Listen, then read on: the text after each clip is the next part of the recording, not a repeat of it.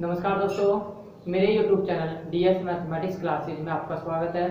आज का जो लेक्चर है वो BSc second year mathematics students के लिए है, जिसमें हम पेपर सेकंड डिफरेंशियल इक्वेशन की बात करेंगे। और ये जो लेक्चर है ये आपके डिफरेंशियल इक्वेशन के पेपर के चैप्टर नंबर फर्स्ट का फोर्थ लेक्चर है। ठीक भाई, इस लेक्चर के अंदर हम डिफरेंशियल इक्वेशंस की कुछ सॉल्यूशंस की बात करेंगे, साथ ही साथ कुछ जो इम्पोर्टेंट एग्जांपल्स हैं वो भी हम सोल्व करेंगे, जो कि रिलेटेड आपके एक्सरसाइज 1.1 से। ठीक है, तो देखिए हमने जो लास्ट लेक्चर के अंदर लेक्चर नंबर 3 के अंदर हमने सॉल्यूशंस के बारे में बात की कि डिफरेंशियल इक्वेशन का सॉल्यूशन क्या होता है या इंटीग्रेशन क्या होता है, कितने टाइप होते हैं। जहाँ पर हमने दो टाइप्स की बात कर ली थी, जनरल सॉल्यूशन और पर्टिकुलर सॉल्यूशन। लेकिन अब हम बात करेंगे सिंगुलर सॉल्यूशन या फिर विचित्र हल की। ठीक भाई, किसकी बात करेंगे? विचित्र हल या फिर सिंगुलर सॉल्यूशन की बात करेंगे। तो देखिए सिंगुलर सॉल्यूशन होता क्या है। सिंगुलर सॉल्यूशन देखिए, आपको एक डिफरेंशियल इक्वेशन दी गई है। ठीक भाई, आपको एक डिफरेंशियल इक्वेशन दी गई है। ठीक भाई, उस डिफरेंशियल इक्वेशन का आपने क्या फाइंड आउट किया? उस डिफरेंशियल इक्वेशन का आपने फाइंड आउट किया जनरल सॉल्यूशन। और उस जनरल सॉल्यूशन में आपने किन की वैल्यूज रिप्लेस की? उस डिफरेंशियल इक्वेशन के जनरल सॉल्यूशन में आपने आर्बिट्रेरी कांस्टेंट की वैल्यूज रिप्लेस की। लेकिन आपको जो y का जो मान आया था, आपको जो y की जो वैल्यू मिली थी, वो y की वैल्यू क्या है? वो y की वैल्यू डिफरेंशियल इक्वेशन का सॉल्यूशन नहीं है। ठीक भाई, अब वो y का वैल्यू डिफरेंशियल इक्वेशन के सॉल्यूशन नहीं है, तो इस प्रकार के सॉल्यूशंस क्या कहलाते हैं डिफरेंशियल इक्वेशन के लिए? इस प्रकार के सॉल्यूशन डिफरेंशियल इक्वेशन के लिए विचित्र हल कहलाते हैं या फिर सिंगुलर सॉल्यूशन कहलाते हैं। कहने का मीनिंग है कि आपको एक डिफरेंशियल इक्वेशन दी गई है f y dy by dx d2y upon dx2, ठीक है, डॉट डॉट डॉट ऐसे एक डिफरेंशियल इक्वेशन दी गई। ठीक है, उस डिफरेंशियल इक्वेशन का आपने क्या फाइंड आउट किया? उसका आपने जनरल सॉल्यूशन फाइंड आउट किया। ठीक है, उसका क्या फाइंड आउट किया आपने? General solution. जहां पे जनरल सॉल्यूशन आपने मान लिया कि y बराबर क्या है? c1 f1x plus c2 f2x plus dot dot dot, ठीक है, plus cn fnx plus dot dot dot and so on. ये क्या है? इस डिफरेंशियल इक्वेशन का जनरल सॉल्यूशन। अब इस जनरल सॉल्यूशन में आपने क्या किया? इन आर्बिट्रेरी कांस्टेंट की वैल्यूज रिप्लेस करी। ठीक है, इन आर्बिट्रेरी कांस्टेंट की वैल्यूज रिप्लेस करी आपने। वैल्यूज रिप्लेस करने के पश्चात आपको क्या मिला? y का कोई ना कोई मान मिल गया। ठीक है भाई, कहने मतलब आपको y की वैल्यू मिल गई। और वो y की वैल्यू क्या है? वो y की वैल्यू इस डिफरेंशियल इक्वेशन को सेटिस्फाई नहीं कर रही। ठीक भाई, वो y की वैल्यू क्या है? इस डिफरेंशियल इक्वेशन को सेटिस्फाई नहीं कर रही। तो इस प्रकार के जो सॉल्यूशंस होते हैं वो क्या होते हैं? डिफरेंशियल इक्वेशन के सिंगुलर सॉल्यूशन होते हैं। ठीक भाई, इस प्रकार के सॉल्यूशंस क्या कहलाते हैं? इस प्रकार के सॉल्यूशन सिंगुलर सॉल्यूशन कहलाते हैं। और किसके? डिफरेंशियल इक्वेशन के। ठीक है, तो देखिए ये जो आपकी डेफिनेशन है ये कंप्लीट होती हुई, तो आप डेफिनेशन के तौर पे यह लिख सकते हैं कि किसी भी अवकल समीकरण के व्यापक हल में, किसी भी अवकल समीकरण के व्यापक हल में स्वेच्छ अचरों को विशिष्ट मान प्रदान करने पर अगर अवकल समीकरण का हल प्राप्त नहीं होता है तो वह हल कैसा कहलाता है? वह हल उस अवकल समीकरण का विचित्र हल कहलाता है। ठीक भाई, कौन सा हल कहलाता है? वो उस अवकल समीकरण का विचित्र हल कहलाता है। ठीक है, तो देखिए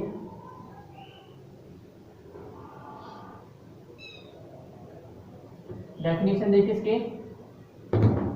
डेफिनेशन किसी अवकल समीकरण का, किसी अवकल समीकरण का वह हल, किसी अवकल समीकरण का वह हल, किसी अवकल समीकरण का वह हल जिसमें, या किसी अवकल समीकरण के व्यापक हल में, किसी अवकल समीकरण के व्यापक हल में, किसी अवकल समीकरण के व्यापक हल में स्वेच्छ अचरों को, स्वेच्छ अचरों को, स्वेच्छ अचरों को विशिष्ट मान देने पर, स्वेच्छ अचरों को विशिष्ट मान देने पर, विशिष्ट मान देने पर, स्वेच्छ अचरों को विशिष्ट मान देने पर अवकल समीकरण का, अवकल समीकरण का हल प्राप्त ना हो, विशिष्ट मान देने पर अवकल समीकरण का हल प्राप्त ना हो, हल प्राप्त ना हो तो उसे तो उस हल को अवकल समीकरण का उस हल को अवकल समीकरण का विचित्र हल कहते हैं। क्या कहते हैं उसको? अवकल समीकरण का विचित्र हल कहते हैं। ठीक है भाई, तो ये डेफिनेशन कंप्लीट होती हुई। अब देखिए इसका एग्जांपल देखिए। एग्जांपल के तौर पे आप ऐसे करिए, आप डिफरेंशियल इक्वेशन लीजिए ये कि y बराबर px plus a upon t। ठीक है, y बराबर px plus a upon t, ये डिफरेंशियल इक्वेशन है जहाँ पे p बराबर क्या है, dy अपॉन dx। ठीक है भाई, p बराबर क्या है, dy अपॉन dx। ठीक है, अब देखिए इस अवकल समीकरण का अगर आप हल निकालते हो, इस अवकल समीकरण का अगर आप व्यापक हल निकालते हो तो व्यापक हल तो आएगा इसका क्या, व्यापक हल आएगा y बराबर सी एक्स प्लस ए अपॉन सी। ठीक भाई, व्यापक हल क्या आएगा, y बराबर सी एक्स प्लस ए अपॉन सी।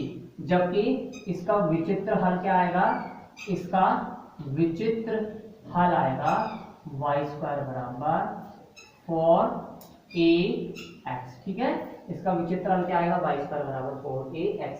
इस अवकल समीकरण का आप क्या कीजिए, व्यापक हल निकाले। व्यापक हल निकालोगे तो आपको पता चल जाएगा, नेक्स्ट जो लेक्चर है आपका, सॉरी नेक्स्ट जो आपका चैप्टर है उस चैप्टर में आपको पता चल जाएगा ये किस प्रकार की डिफरेंशियल इक्वेशन है, इसका सॉल्यूशन क्या होगा। ठीक है, इसका सॉल्यूशन में जब भी आपको सॉल्यूशन फाइंड आउट करते हो तो इसके सॉल्यूशन फाइंड आउट करने के लिए आपको पी की जगह क्या रिप्लेस करना होता है, सिर्फ कांस्टेंट रिप्लेस करना होता है। और अगर आप पी की जगह कांस्टेंट रिप्लेस कर देते हो तो इस टाइप की डिफरेंशियल इक्वेशन का जनरल सॉल्यूशन आप निकाल सकते हो। ठीक है, ये जो भी हमें नेक्स्ट चैप्टर के अंदर बताएंगे। इस अवकल समीकरण का क्या है, व्यापक हल ये रहा y बराबर शेष पर से कौन सी, और विचित्र हल क्या आएगा, अगर इस c का मान अगर आप रिप्लेस करो तो विचित्र हल आएगा y स्क्वायर बराबर 4ax। ठीक है भाई, ये क्या आएगा, इसका विचित्र हल y स्क्वायर बराबर 4x। इसको आप रिप्लेस करके देखते हो तो आप देखते हो कि यहाँ पर ये अवकल समीकरण को सेटिस्फाई नहीं कर रहा। ठीक है भाई, ये जो हल है ये क्या कर रहा है, अवकल समीकरण को सेटिस्फाई नहीं कर रहा। तो इस प्रकार का हल क्या कहलाता है, इस प्रकार का हल विचित्र हल कहलाता है। ठीक है भाई, क्या कहलाता है इस प्रकार का हल, इस प्रकार का हल विचित्र हल कहलाता है। अब देखिए इसकी नेक्स्ट आती है एक और डेफिनेशन कौन सी, आपकी प्रारंभिक मान समस्या। ठीक है, नेक्स्ट आती है डेफिनेशन आपकी प्रारंभिक मान समस्याएं या इनिशियल वैल्यू प्रॉब्लम। ठीक है भाई, क्या बोल सकते हो उनको, इनिशियल वैल्यू प्रॉब्लम। ठीक है, प्रारंभिक मान समस्याएं या इनिशियल वैल्यू प्रॉब्लम। देखो इनिशियल वैल्यू प्रॉब्लम क्या होती है, इनिशियल वैल्यू प्रॉब्लम देखिए आपने डिफरेंशियल इक्वेशन ली। ठीक है भाई, आपने कोई भी डिफरेंशियल इक्वेशन ली, उस डिफरेंशियल इक्वेशन में आपको कुछ ना कुछ कंडीशंस दी गई। ठीक है भाई, और वो कंडीशंस किस लिए दी गई है, वो कंडीशंस आपको आर्बिट्रेरी कांस्टेंट की वैल्यूज फाइंड आउट करने के लिए दी गई है। ठीक है भाई, अगर उन कंडीशंस में सभी के सभी कंडीशंस आपको एक ही पॉइंट पे दी गई हैं, अगर वो सभी कंडीशंस आपको एक ही पॉइंट पे दी गई तो उस टाइप की जो प्रॉब्लम्स होती हैं उस टाइप की प्रॉब्लम्स को डिफरेंशियल इक्वेशन में क्या कहा जाता है, इनिशियल वैल्यू प्रॉब्लम कहा जाता है। ठीक है भाई, क्या कहा जाता है, इनिशियल वैल्यू प्रॉब्लम कहा जाता है या फिर प्रारंभिक मान समस्याएं कहा जाता है, जिसको आप शॉर्ट में भी क्या बोल सकते हो, IVP बोल सकते हो, IVP। ठीक है, क्या बोल सकते हो आप उसको, IVP। ठीक है, अब देखो ये तो हो गई प्रारंभिक मान समस्या। इसके जस्ट बाद हम एक और डेफिनेशन पढ़ेंगे, परिसीमा मान समस्या। ठीक है, इसके बाद हम नेक्स्ट डेफिनेशन पढ़ेंगे परिसीमा मान समस्या। तो परिसीमा मान समस्याएं क्या होती है, परिसीमा मान समस्याएं होती हैं कि आपको कोई डिफरेंशियल इक्वेशन दी गई है। ठीक है, उस डिफरेंशियल इक्वेशन में आपको कंडीशंस दी गई हैं और उन कंडीशंस में आप देखते हो कि वो कंडीशन आपको डिफरेंट पॉइंट्स पर दी गई। ठीक भाई, वो कंडीशंस आपको डिफरेंट पॉइंट्स पर दी गई, तो वो उस टाइप के प्रॉब्लम्स क्या कहलाते हैं डिफरेंशियल इक्वेशन के अंदर, उस टाइप के प्रॉब्लम्स डिफरेंशियल इक्वेशन के अंदर बाउंड्री वैल्यू प्रॉब्लम कहलाते हैं या परिसीमा मान समस्याएं कहलाती है। ठीक भाई, क्या कहलाती हैं? परिसीमा मान समस्याएं कहलाती हैं। देखिए दोनों के दोनों डेफिनेशन होते क्या है, देखो आप, वह अवकल समीकरण, वह अवकल समीकरण, वह अवकल समीकरण जिसमें सभी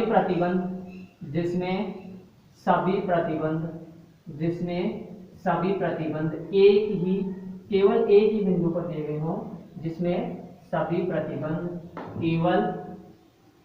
केवल एक ही बिंदु पर दिए गए हों, केवल एक ही बिंदु पर दिए गए हों, केवल एक ही बिंदु पर दिए गए हों, तो इस प्रकार की समस्याएं, इस प्रकार की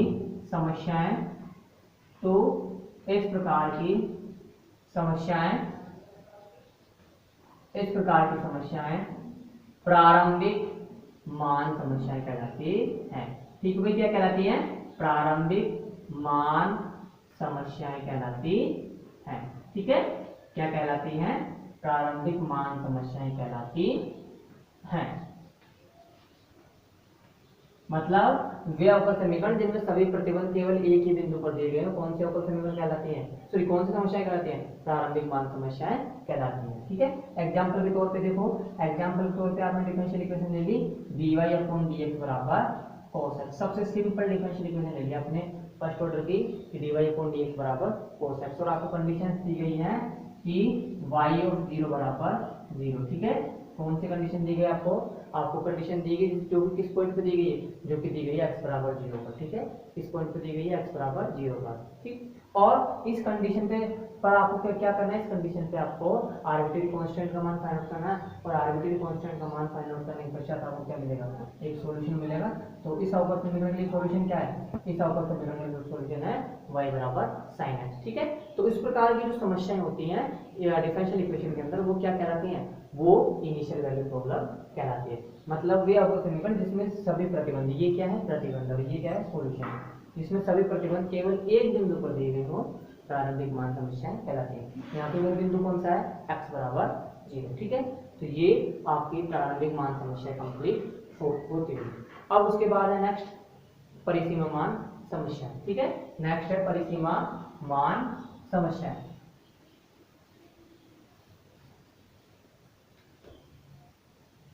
नेक्स्ट है परिसीमा मान समस्या, परिसीमा मान समस्या। ठीक है भाई, या फिर आप ये बोल दो बाउंड्री वैल्यू प्रॉब्लम। ठीक है, क्या बोल सकते हो उसको?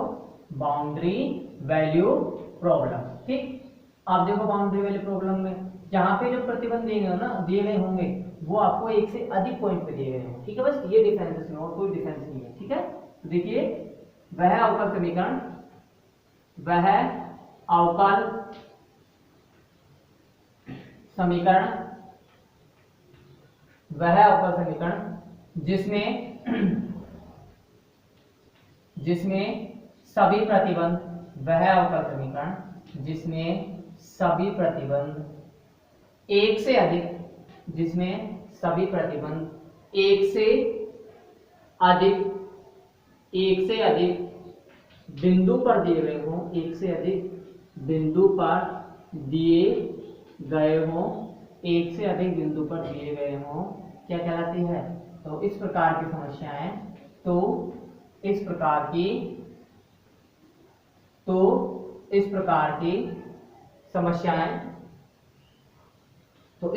समस्याएं परिसीमा मान समस्याएं कहलाती हैं। तो इस प्रकार की समस्याएं परिसीमा मान समस्याएं कहलाती हैं। ठीक भाई, कौन सी समस्याएं कहलाती हैं? परिसीमा मान समस्याएं कहलाती हैं। ठीक है, एग्जाम्पल के तौर पे देख लीजिए आप एग्जाम्पल के तौर पे आप एक डिफरेंशियल इक्वेशन लीजिए d2y अपॉन dx2। ठीक है, प्लस 9y बराबर 0। ठीक है, ये आपकी डिफरेंशियल इक्वेशन हो गई, और आपको क्या दी गई? कंडीशन दी गई है। कंडीशन क्या? कि y ऑफ 0 पर क्या है? x बराबर 0 पर y की वैल्यू क्या है? 0, और x बराबर पाई बाई 6 पर इसकी वैल्यू क्या है, सॉरी पाई बाई 6 पर इसकी वैल्यू है 1, ठीक है। पाई बाई 6 पे इसकी वैल्यू कितनी दी गई है, पाई बाई 6 पर इसकी वैल्यू 1 है और x बराबर 0 पर भी 1 है, ठीक है। तो इस प्रकार की जो समस्याएं होती हैं जो कि क्या कहलाती हैं, वो परिसीमा मान समस्याएं कहलाती है। क्यों कहलाती है, क्योंकि देखो कितने बिंदुओं को दी गई है, एक से अधिक बिंदुओं को दी गई है। यहाँ पे एक तो एक बिंदु x बराबर 0 और दूसरा बिंदु क्या x बराबर पाई बाई 6, ठीक है। तो देखिए कंप्लीट होता हुई और ऐसे इन जो भी आपको प्रतिबंध देंगे, इन प्रतिबंध की सहायता से आप क्या फाइंड आउट कर सकते हो, इन प्रतिबंधों की सहायता से आप इस अवकल समीकरण का जनरल सॉल्यूशन तो फाइंड आउट करोगे, साथ साथ क्या फाइंड आउट कर सकते हो, आप पर्टिकुलर सॉल्यूशन फाइंड आउट कर सकते हो। और इस अवकल समीकरण का पर्टिकुलर सॉल्यूशन क्या होगा, इस अवकल समीकरण का पर्टिकुलर सॉल्यूशन भी देख लीजिए। पर्टिकुलर सॉल्यूशन होगा इसका y बराबर cos 3x plus sin 3x, ठीक है भाई, y बराबर cos 3x plus sin 3x, ठीक है।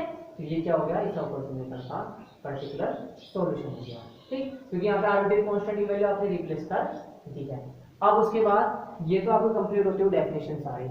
अब उसके बाद नेक्स्ट आती है आपकी एक्सरसाइज 1.1 के एग्जांपल्स, ठीक है। एक्सरसाइज 1.1 के एग्जांपल्स देखिए। अभी तक तो आपके पास डेफिनेशन थी, अब आपको जो भी आपने पढ़ा है उसका अनुप्रयोग है, कहने मतलब है उसको अप्लाई करना है कि आपने कितना क्या पढ़ा है क्या नहीं पढ़ा, ठीक है। देखिए अनुप्रयोग में देखिए,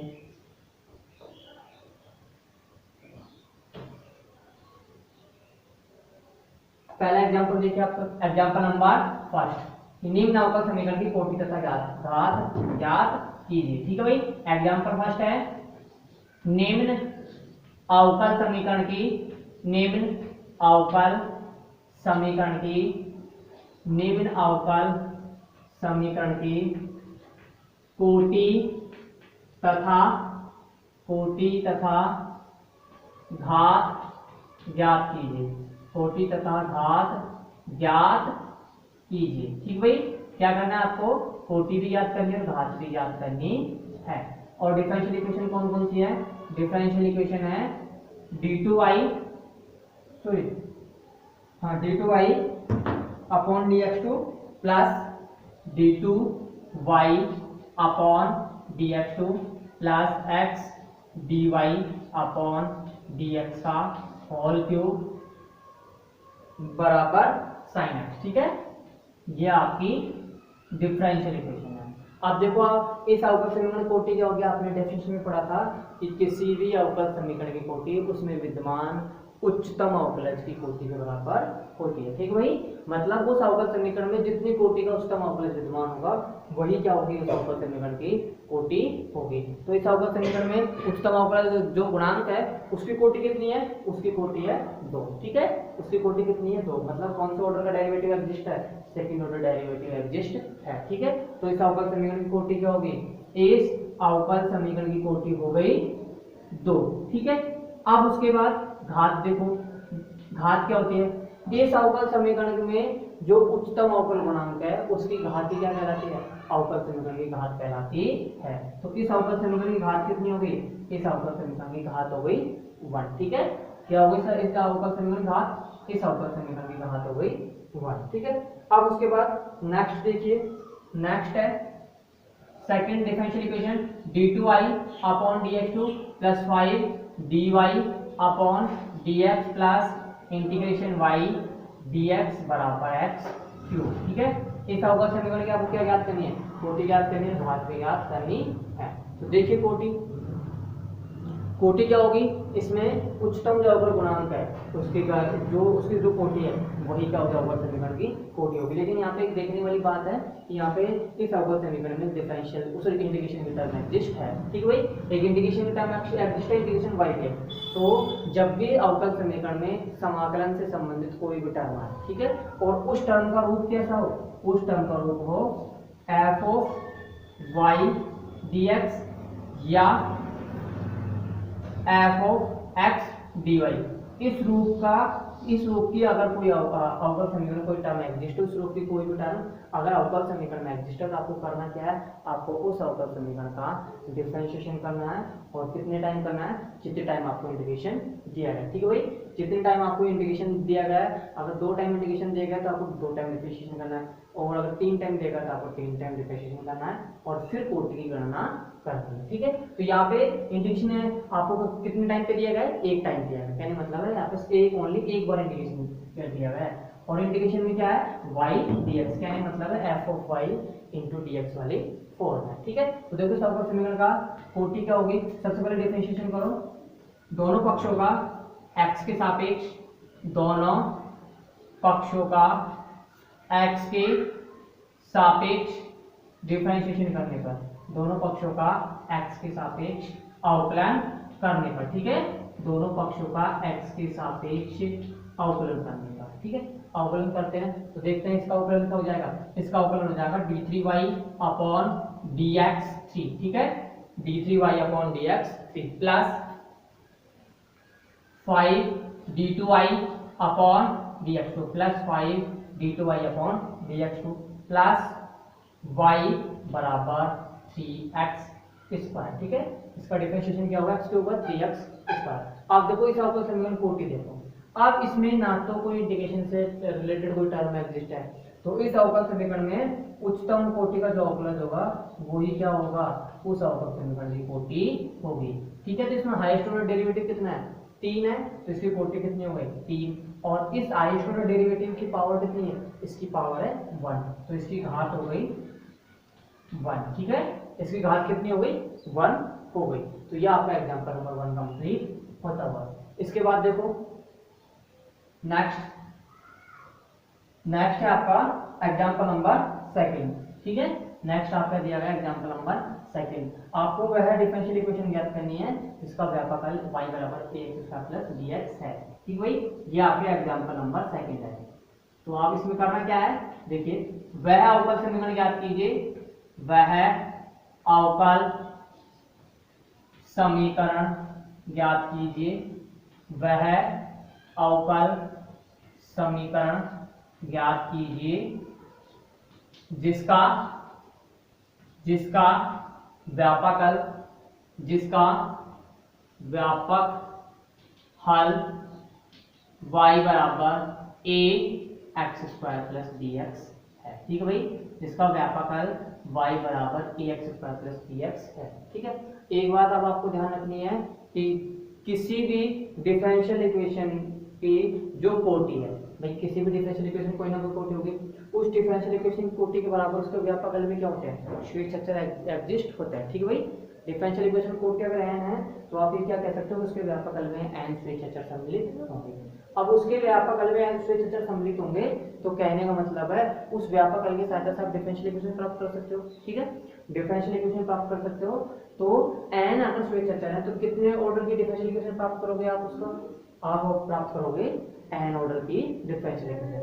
दैट मींस हम ये कह सकते हैं कि किसी भी अवकल समीकरण के व्यापक हल में जितने भी अचर हैं वो उन अचरों की संख्या क्या कहलाती है, उस अवकल समीकरण की कोटि कहलाती है, ठीक है भाई। वो क्या कहलाती है, उन अचरों की संख्या, उन अचरों की संख्या उस अवकल समीकरण कोटि कहलाती है, ठीक है। तो यहाँ पे कितने अचर एग्जिस्ट हैं, यहाँ पे 2 अचर एग्जिस्ट हैं, a और b, तो इस अवकल समीकरण कोटि कितनी होगी, इस अवकल समीकरण कोटि होगी 2, ठीक भाई। मतलब आप जो डिफरेंशियल इक्वेशन फाइंड आउट करोगे जिसका व्यापक हल ये दिया गया है उसकी कोटि कितनी होगी, 2 होगी। और कोटि कैसे फाइंड आउट करनी है, आपको इसका डिफरेंशिएशन करना है 2 टाइम, और 2 टाइम डिफरेंशिएशन करने के बाद आपको a और b की वैल्यू रिप्लेस करनी है, ठीक भाई, a और b की वैल्यू रिप्लेस कर दीजिए अगेन यहाँ पर, और यहाँ पे जब आप a और b की वैल्यू रिप्लेस करते हैं उसके व्यापक हल में तो अगेन आपको क्या मिल जाएगा, इस डिफरेंशियल इक्वेशन आपको क्या मिल जाएगा, इस व्यापक हल के करस्पॉन्डिंग डिफरेंशियल इक्वेशन मिल जाएगी, ठीक भाई। क्या मिल जाएगी आपको, इस व्यापक हल के करस्पॉन्डिंग आपको एक डिफरेंशियल इक्वेशन मिल जाएगी। और आप देखना कि आपको पता चल जाएगा किस प्रकार से हम जनरल सॉल्यूशन की सहायता से डिफरेंशियल इक्वेशन ज्ञात करते हैं। तो देखिए सबसे पहले आपको क्या दिया गया, व्यापक हल, ठीक है। तो देखिए सबसे पहले जो भी इंफॉर्मेशन है दिया गया है y बराबर ax स्क्वायर प्लस dx, दिया गया है y बराबर ax स्क्वायर प्लस dx, ठीक है। जहां a तथा स्मॉल b, जहां a तथा स्मॉल b अचर है, ठीक है, जहां a तथा स्मॉल b क्या है, अचर है, ठीक है। तब हमें इस अवकल समीकरण के सापेक्ष तब हमें इस अवकल समीकरण के तब हमें इस व्यापक हल के सापेक्ष तब हमें इस व्यापक हल के संगत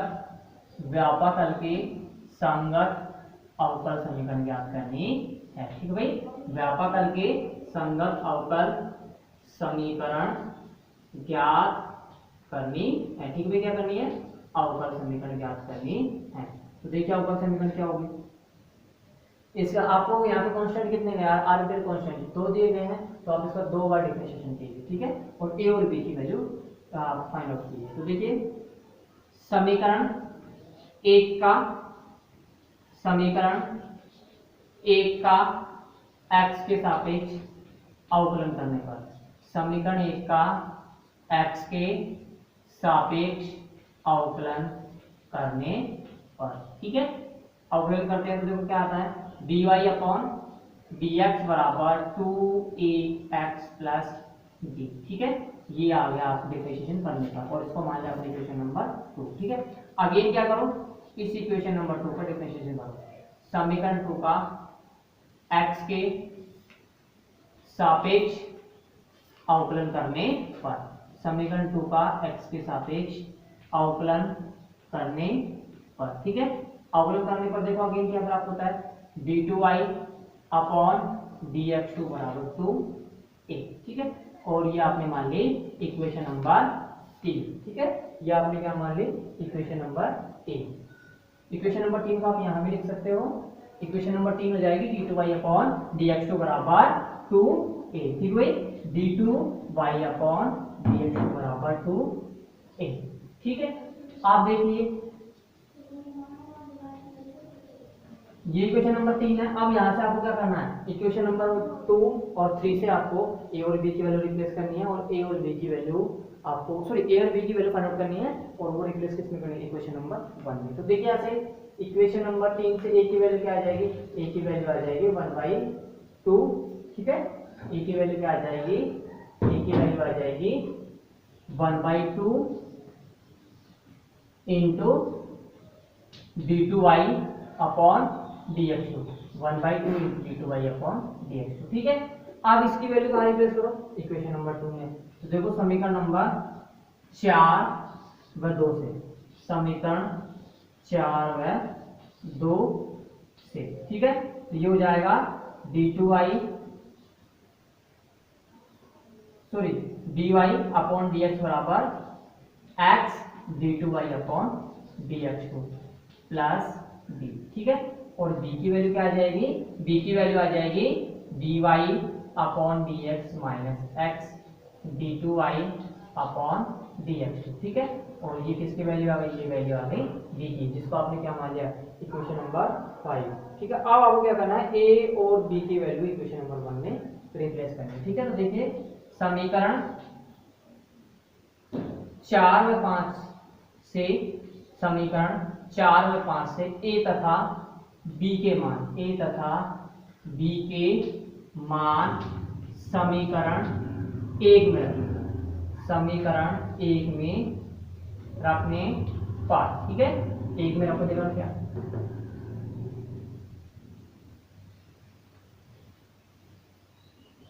एक में रखने पर, तो y बराबर x² 2 into d2y upon dx2 plus x dy upon dx minus x² d2y upon dx2, ठीक है। तो y बराबर हो जाएगा x dy upon dx plus नहीं minus 1/2 minus x² 2 d2y upon dx, क्यों, क्योंकि यहाँ पे तो क्या x² 2, ठीक है। यहाँ पे x square D two by upon D x two और x square D two by upon D x two common लेते हैं तो 1 माइनस 1/2 माइनस आ जाएगा 1, मतलब कितना चेंज हो जाएगा माइनस का 1/2, ठीक है। तो y की वैल्यू ये आ जाएगी। अब इसको आप सिंप्लीफिकेशन करो तो यहाँ से डिफरेंशियल इक्वेशन आ जाएगी X square D two Y upon D x two minus 2x dy upon D X plus 2y बराबर 0, ठीक है। तो ये डिफरेंशियल इक्वेशन आ गई आपकी किसके करस्पॉन्डिंग, जनरल सॉल्यूशन के करस्पॉन्डिंग। और जो आज का जो लेक्चर है वो यहीं पे कंप्लीट होता हुआ नेक्स्ट लेक्चर के अंदर हम एक्सरसाइज 1.1 कंप्लीट कराएंगे और साथ साथ उसके कुछ एग्जांपल्स सॉरी कुछ इंपॉर्टेंट क्वेश्चंस और उससे रिलेटेड जो एग्जांपल्स हैं वो भी कंप्लीट कराएंगे। धन्यवाद।